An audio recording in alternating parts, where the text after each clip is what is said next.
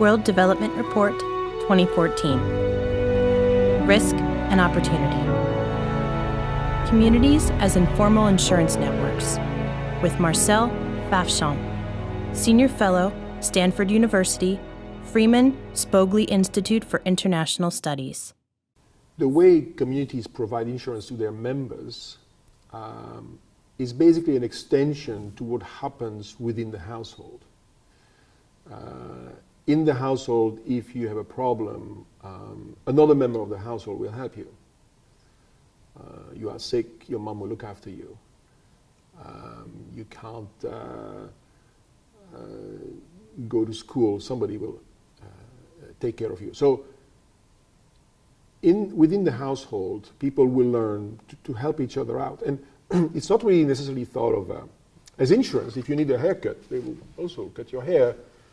If you need a ride, if you need somebody to accompany you to school, somebody will accompany you. So it's not necessarily for insurance purposes. It's just that within the household, people will help each other out.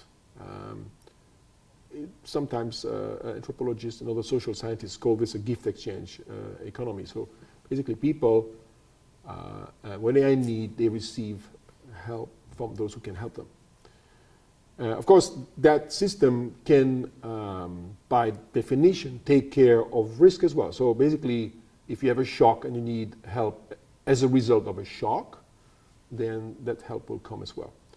So people learn that within the household. Of course, as people grow up, they leave their parental home and they form their own household, but they may retain the links they had across household. And so basically then, the same kind of gift exchange can continue to exist between extended family members. Informal insurance has been well documented now, first by anthropologists and now more recently by economists. There's quite an extensive amount of work on the forms that informal insurance take in communities. And a lot of what you will observe, it takes the form of in-kind help. So in other words, you need somebody to rebuild your house because it was destroyed by fire. People will pitch in and come and help you do that. You are sick in bed at home, someone else will come and look after you. So most of the help that takes place is help in kind. But then, of course, markets have developed for lots of services, and so then when the help takes the form of financial transfers, it usually is thought of as an extension of what would have taken place in kind. So if people can no longer help you build a house because now it's a specialized house, it's not something they can do themselves, then they will try to help you financially to rebuild it. Same thing if you need medical care that needs to be paid for, then people will pitch in some funds to help you cover medical expenses. The strength of informal insurance in a community is that it can mobilize emotions between kin, between family members, between parents and children, siblings and so on.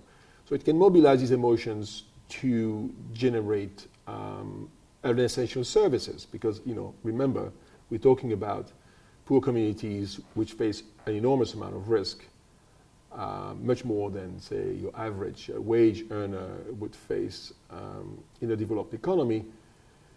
And therefore, this service is really important. And if you can mobilize the affection, the altruism, the feelings people have for each other, that it's gonna help.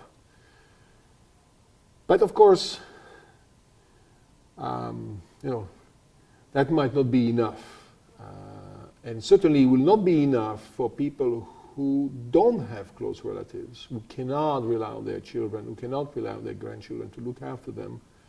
And for them, indeed, orphans, widows without children, and so on, these people tend to be to find themselves at really the tail end of of an extended family and with little support because they can't rely on this.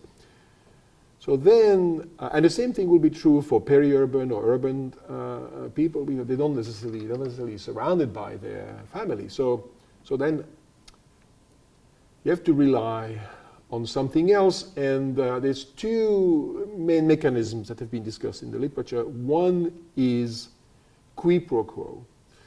In other words, I help you because I expect you to help me in the future. That's quid pro quo. Basically, people form long-term relationships with their neighbors, with friends, with coworkers, with other farmers in the area, and they develop a relationship of mutual understanding. Basically, I help you if you help me. You help me because you know you can rely on me for the future. Note that this kind of mechanism is vulnerable to me falling seriously sick, because suddenly I won't be able to help you in the future, so your interest in preserving the relationship might wane, might disappear, might weaken. And so this kind of a quid pro quo is not a very good protection against long-term health shocks or long-term shocks. So then there is another form of, if you want, institutional arrangement which relies on norms, social norms. If you want, norms of charitable behavior. Sometimes it's actually institutionalized in the culture or even in the religion. A good example would be zakat in Muslim countries. Of course, Catholic Christians had similar institutions in medieval times. So institutions of basically a voluntary tax, but it's sanctioned by social norms, and in the case of a religiously sanctioned tax, by punishment in the afterlife and that kind of stuff. The community provision of informal insurance is imperfect because the means of enforcement people have to organize insurance among themselves are imperfect. These means of enforcement are imperfect. And so what we can hope for is to bring in innovations in forms of organization that can go beyond, basically can overcome these obstacles.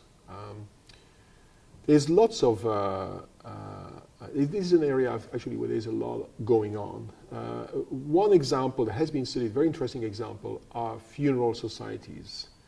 These are societies whereby people agree to pool resources to cover each other's funeral costs.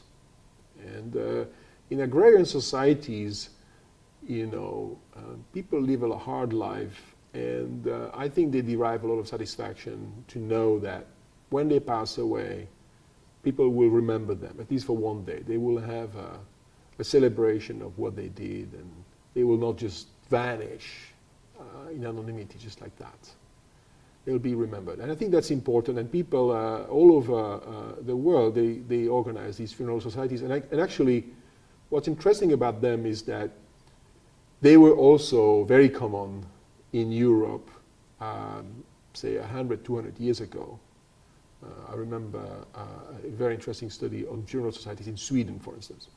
So you could think of them as institutional innovation. They're not exactly, the innovation from yesterday, but they are for some of these agrarian communities a new idea. They hadn't done that before, and so these funeral societies have been spreading to lots of places. Once they understand funeral societies, they can actually apply similar principles to certain types of health costs. So then you'd get health insurance societies. Typically, they will not cover you if you need some expensive surgery, because they wouldn't be able to cover that. They wouldn't be able to pay for it. The kind of health insurance, local health insurance societies I've found that have been documented would cover specific costs.